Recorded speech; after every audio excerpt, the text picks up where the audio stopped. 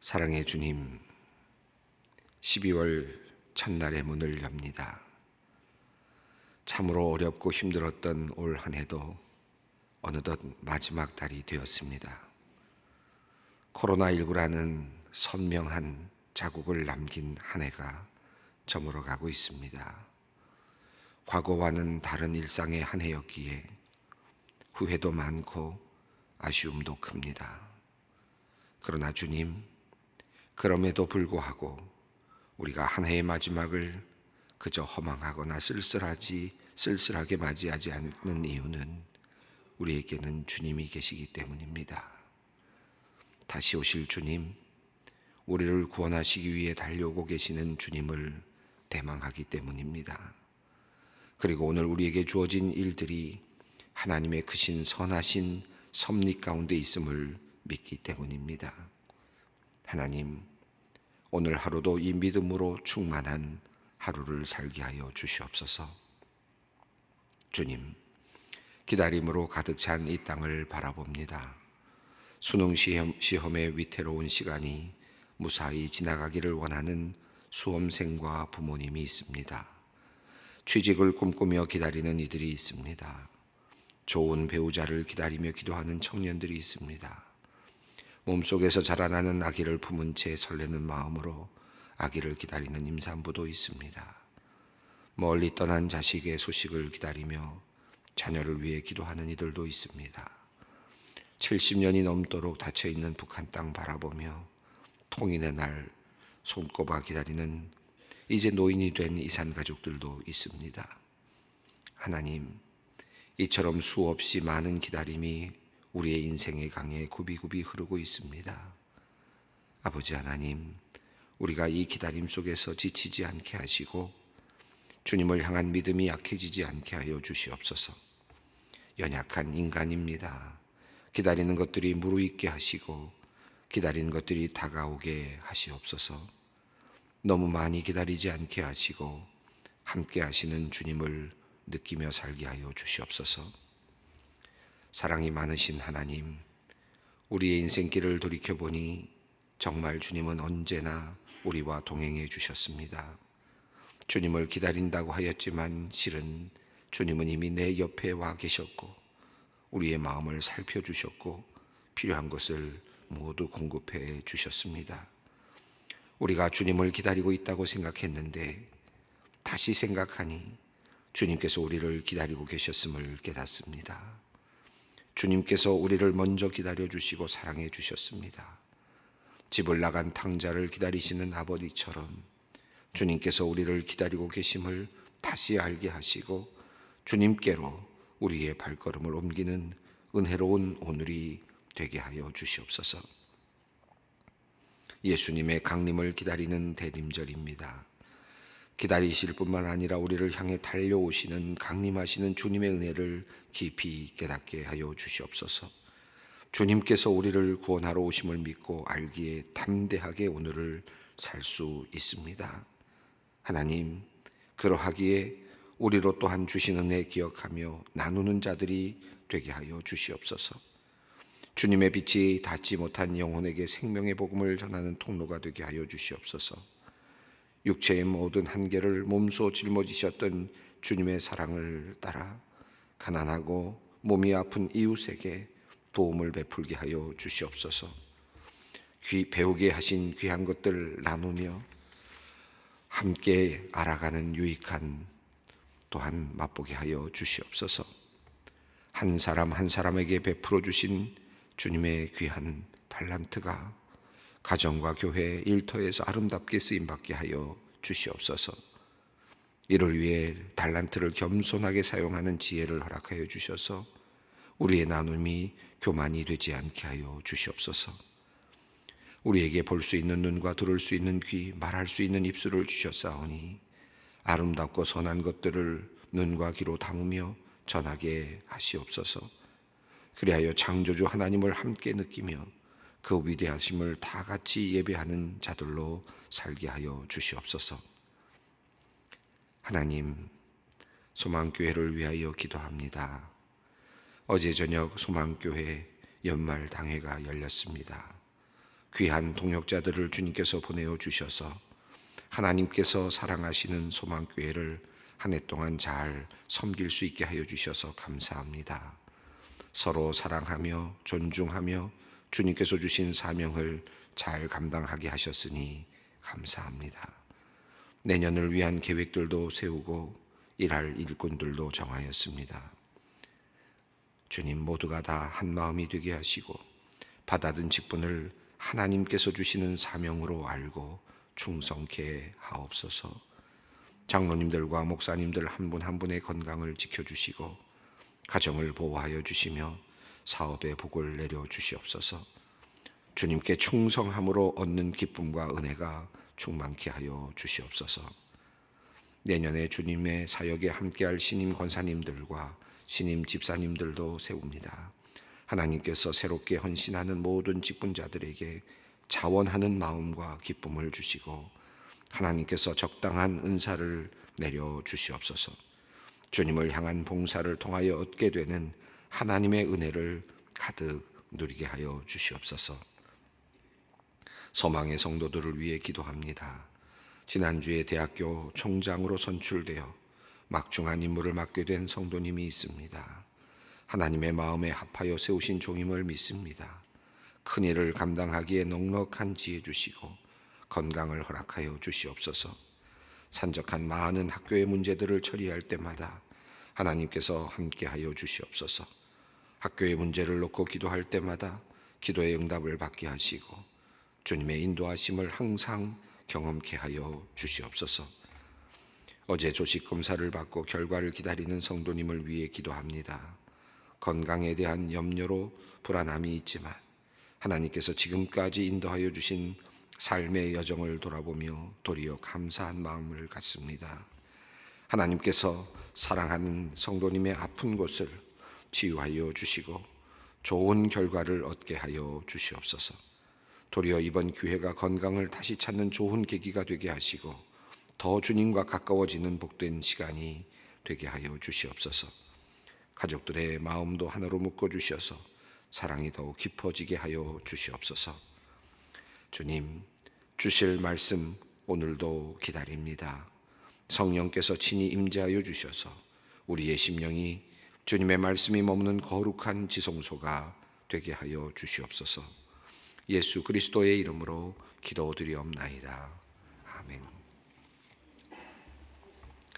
오늘 주시는 말씀입니다. 사도행전 13장 44절로 52절 말씀, 사도행전 13장 44절로 52절 말씀입니다. 함께 봉독하겠습니다. 그 다음 안식일에는 온 시민이 거의 다 하나님의 말씀을 듣고자 하여 모이니 유대인들이 그 무리를 보고 시기가 가득하여 바울이 말한 것을 반박하고 비방하거늘 바울과 바나바가 됨되이 말하여 이르되 하나님의 말씀을 마땅히 먼저 너희에게 전할 것이로되 너희가 그것을 버리고 영생을 얻기에 합당하지 않은 자로 자처하기로 우리가 이방인에게로 향하노라. 주께서 이같이 우리에게 명하시되 내가 너를 이방의 빛으로 삼아 너로 땅끝까지 구원하게 하리라 하셨느니라 하니 이방인들이 듣고 기뻐하여 하나님의 말씀을 찬송하며 영생을 주시기로 작정된 자는 다 믿더라. 주의 말씀이 그 지방에 두루 퍼지니라. 이에 유대인들이 경건한 귀고인들과 그 신의 유력자들을 선동하여 바울과 바나바를 박해하게 하여 그 지역에서 쫓아내니 두 사람이 그들을 향하여 발에 티끌을 떨어버리고 이고니온으로 가거늘 제자들은 기쁨과 성령이 충만하니라. 아멘. 비시니아 안디옥에서 일어난 일을 지금 우리가 듣고 보고 있습니다. 바울과 바나바가 이제 그곳에서 선교를 시작했고 특별히 두드러지는 점은 이제 안디옥으로부터 시작되는 이야기 속에는 이제 바울이 이제 강력하게 등장하고 있다는 사실을 확인할 수 있습니다. 우리가 이미 바울의 긴 설교를 살펴보았습니다. 며칠에 걸쳐서 살펴보면서 초대교회의 캐리그마, 초대교회의 그 복음의 핵심이 무엇이었나 다시 한번 살펴보았습니다. 바울과 바나바가 회당에 들어가서 유대인들이 있는 곳에서, 그리고 또 유대교에 관심 있는 사람들, 경건한 사람들, 또 종교에 관심 있는 사람들이 모여 있는 그 자리에서 이제 예수 그리스도의 복음을 전파하는 내용을 우리가 살펴보았습니다. 그런데 그 이야기를 듣고 많은 사람들이 이제 달려와서 다음에도 또 그 말을 해달라, 다음에도 더 좋은 말을 해달라, 복음을 전해달라라고 하는 그런 가르침을 달라라고 하는 이제 그런 제안을 하죠. 우리가 거기까지 읽어보았습니다. 이제 오늘은 그 이어지는 말씀인데, 이 말씀은 이제 다음 안식일이 되었을 때 일어나는 이제 사건입니다. 자, 44절 말씀을 읽습니다. 그 다음 안식일에는 온 시민이 거의 다 하나님의 말씀을 듣고자 하여 모이니. 여기 보면 이제는 아주 과장법이 이제 사용되는 것 같은데, 그 다음 안식일, 이제 한 주가 지났습니다. 그 사이에 아마 그 가르침에 대한 그 소문이 온 동네에, 온 도시에 퍼지지 않았을까 생각이 듭니다. 이방인들이 놀랐고, 아마도 이 지금 말씀하고 있는 이 내용은, 지난 시간에 우리가 보았던 그 말씀의 내용은 이 복음의 핵심들이었죠. 그런데 아마도 그날 그 바울과 또 바울의 설교, 또 바나바의 그 설교가, 바나바의 설교는 그 자리에서 지금 나타나진 않습니다만은, 바울의 그 설교가 그 구약에 읽었던 말씀, 그리고 율법의 말씀, 또 선지자의 말씀, 이 말씀과 연결되면서 아마 그 사람들에게 아마 감탄을 그렇게 자아내지 않았을까 상상해 볼 수도 있을 것 같습니다. 그 복음의 핵심 내용이 이제 바울의 이야기로 설명되고 있었다고 볼 수 있겠죠. 그래서 이제 많은 사람들이 관심을 갖고 이제 사람들이 몰려왔는데, 온 시민이라고 했습니다. 온 시민이 거의 다라는 표현을 썼습니다. 하나님의 말씀을 듣고자 모였다. 온 시민이, 그러니까 굉장히 과장법인데 그 도시에 얼마나 많은 사람들이 있었겠습니까? 회당에 그렇게 다 올 수 없었을 텐데 많은 사람들이 왔다라는 뜻이고, 동시에 오지 않던 사람들이 몰려들었다라고 하는 그런 표현이라고 보겠습니다. 다시 말씀드리면 이방인들이 왔다라는 뜻이죠. 그러니까 유대인들이 아닌 그 유대교 회당에 나오지 않았던 사람들, 그 관심을 보이지 않았던 사람들이 바울의 그 가르침을 듣고자 해서 함께 모였다라는 것입니다. 자, 여러분, 이런 광경을 한번 상상해 보시면, 물론 과장이 된 그런 표현처럼 보이긴 하지만, 우리 소망교회 예배당에 우리가 예배를 드리고 있는데 오늘 새벽 기도회가 있고 그런 일이 일어나면 얼마나 좋겠습니까만은, 제가 설교를 했는데 그 다음 주일날 사람들이 몰려오는데 소망교회 교인이 아닌 다른 사람들이 먼저 와서 다 자리를 차지하고 앉아 있다. 그 말씀 듣기 위해서 뭐 그런 일이 일어나길 바랍니다만은, 그렇다고 여러분 앉을 자리도 함께 있었으면 좋겠습니다만은, 그렇다고 생각했을 때 우리 그 원래 앉아 있었던 기득권을 갖고 있는 사람들이죠. 어찌 보면 유대인들 입장에서는 이게 뭐지 하는 그런 생각이 들지 않았을까요? 굉장히 아마 낯설었을 것 같아요. 늘 오고 늘 앉아 있던 자리가 다른 사람에 의해서 지금 빼앗겼다라고 했을 때 오는 당혹감 같은 것들이 느껴지겠죠. 그런 느낌이 아마 유대인들에게도 있었을 것 같아요. 아마 많은 사람들이 와서 가득 지금 회당을 메운 이제 상태를 한번 상상해 본다면 이 유대인들의 마음이 어느 정도는 느껴질 수 있을 것 같습니다. 자, 사람들이 거의 다 나와서, 도시의 시민들이 나와서 지금 회당을 채운 겁니다. 45절 읽습니다. 유대인들이 그 무리를 보고 시기가 가득하여 바울이 말한 것을 반박하고 비방하거늘. 자, 재미있는 것은 45절에 재미있게 그 느낌을 이야기하고 있습니다. 그래서 성경은 유대인들이 그 무리를 보고라고 이렇게 했습니다. 그러니까 그 제자를 보고 화가 난 것도 아니고, 물론 그것도 있겠지만 여기서 중요한 지금 그 시선의 흐름은 무리들입니다. 수많은 사람들이 왔는데 그 사람들은 지금 여기 올 사람들이 아닙니다. 여기 와서는 안 되는 사람들이고, 여기에서는 받아들일 수 없는 사람들이었죠. 그래서 안 오는 게 당연했던 사람들입니다. 그런 사람들이 지금 와서 자리를 차지하고 있으니까 그것이 도리어 못마땅한 거죠. 자기 자신들이 가지고 있었던 그 믿음의 체계 안에서는 이 사람들은 지금 유대교 회당으로 들어올 이유가 없는 사람들이에요. 그런 사람들이 와서 앉아 있다. 이게 지금 그들에게는 도리어 큰 불만이 되었습니다. 그래서 그것 때문에 시기가 가득했습니다. 그래서 바울이 말한 것을 반박하고 비방했다. 지금 그들이 지금 느끼고 있는 감정은 무리를 향해 있고 사람들이 몰려오고 있는 이 사람들은 지금 하나님의 그 복음, 그 진리를 지금 듣기 위해서 몰려오고 있는 사람들이고, 근데 그 진리를 듣기 위해서 몰려오고 있는 사람들이 못마땅하게 보여지는 지금 진리를 갖고 있었다고 생각했던 사람들의 모습이다. 이 참 아이러니한 이야기입니다. 그리고 그 진리를 말하고 있는 바울, 그런 것, 바울의 그 말을 지금 반박하고 있다라고 하는 것입니다. 때로 우리가 이 종교 생활을 하면서 또 기독교 안에 있으면서도 때로는 이제 이런 마음을 가질 때가 있죠. 나의 하나님인데 왜 너희가 나의 하나님을 뺏어가려고 하느냐 하는 그런 마음으로 옆에 있는 사람들이 도리어 못마땅하게 여겨질 때가 꽤 있습니다. 내가 생각할 때에는 도저히 하나님이 받아들여서는 안 되는 존재들이 옆에 나와 있을 때 함께 그들이 또 예수 그리스도를 믿기 위해서 열심을 내고 있을 때 도리어 마음이 상하게 되는 그런 일들도 종종 있죠. 지금 유대인들이 그런 느낌인 것 같아요. 그런 느낌에서 지금 우선 자기 자신들이 갖고 있는 어떤 감정적인 지금 어떤 반발심이 일어나고 있는 것을 우리가 44절과 45절에서 살펴볼 수 있습니다. 자, 46절을 읽습니다.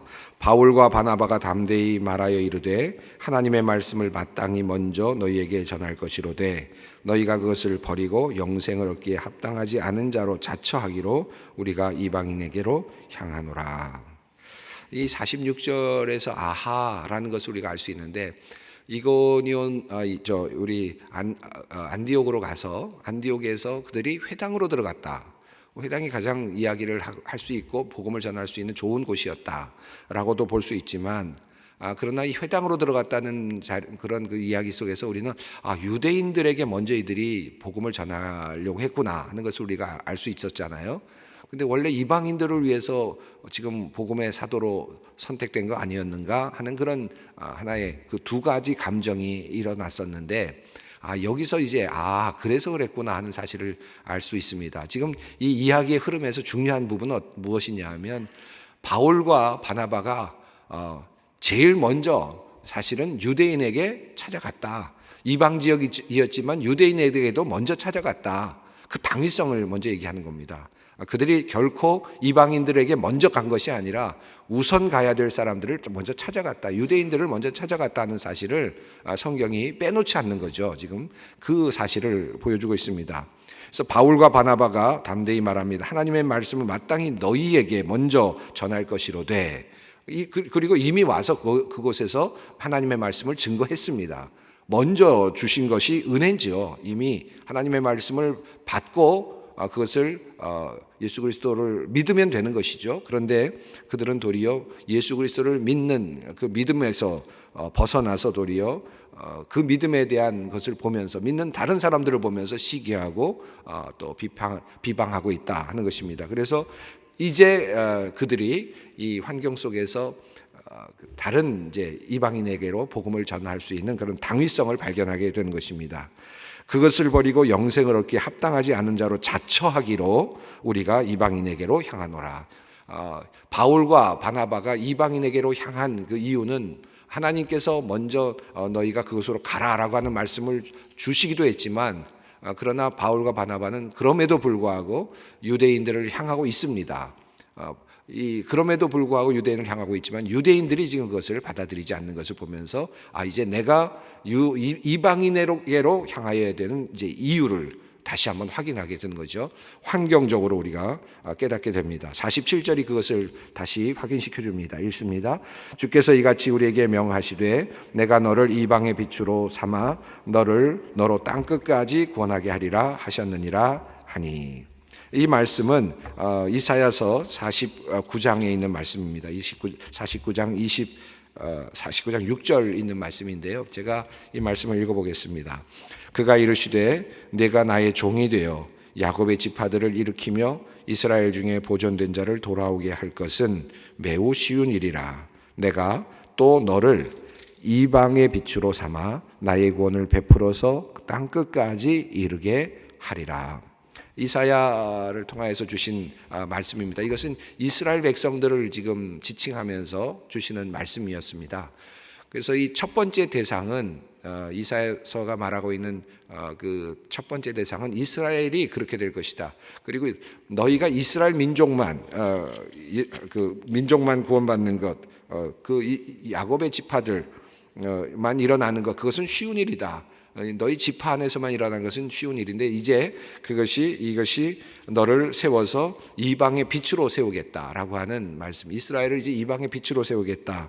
그래서 땅 끝까지 이르게 하리라라고 하는 이 말씀, 이 이스라엘을 향해서 주셨던 말씀이었고, 이것을 우리가 또 신약의 말씀으로 예수 그리스도와 연결시키게 되면 이게 예수 그리스도를 향한 예언의 말씀으로 또 우리가 이해할 수 있죠.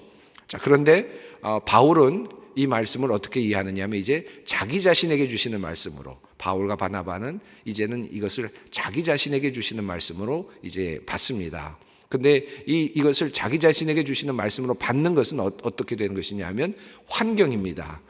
회당에 가서 유대인들에게 복음을 전했지만 유대인들이 도리어 그 복음을 받지 아니하고 도리어 이방인들이 몰려와서 자리를 차지하고 있고 그 말씀에 귀를 기울이고 있는 모습을 보면서, 이 환경을 보면서, 이 상황을 보면서 이 하나님의 말씀이 이제 응하고 있구나, 나에게 응하고 있고 나에게 소명으로 주어지고 있구나 하는 사실을 깨닫게 된 것이죠. 이제 이 하나님의 말씀을 우리가 이해하는 방식이라고 할 수 있습니다. 이 바울의 이 모습 속에서 우리가 주님의 말씀을 어떻게 해석하는가 하는 하나의 큰 흐름을 이제 우리가 여기서 배우게 됩니다. 어떤 말씀입니까? 우리가 하나님의 말씀을 읽을 때 이 성경 말씀, 이 말씀 안에 많은 말씀들이 있잖아요. 이 말씀은 본래 대상들이 있습니다. 어떤 사람의 이거 아브라함에게 주신 말씀이고, 어떤 경우는 뭐 이스라엘 백성들에게 주신 말씀이고, 어떤 경우는 또 어떤 다른 사람에게 주신 말씀이고, 성경의 이 말씀들이 다 일단 1차적인 대상들이 있지요. 이 대상들을 우리가 알고 그 대상을 향하여 주신 말씀으로 우선 받습니다. 그것은 당시에 아브라함이 받은 말씀이고, 이삭이 받은 말씀이고, 야곱이 받은 말씀이죠. 근데 그 말씀을 우리가 함께 읽습니다.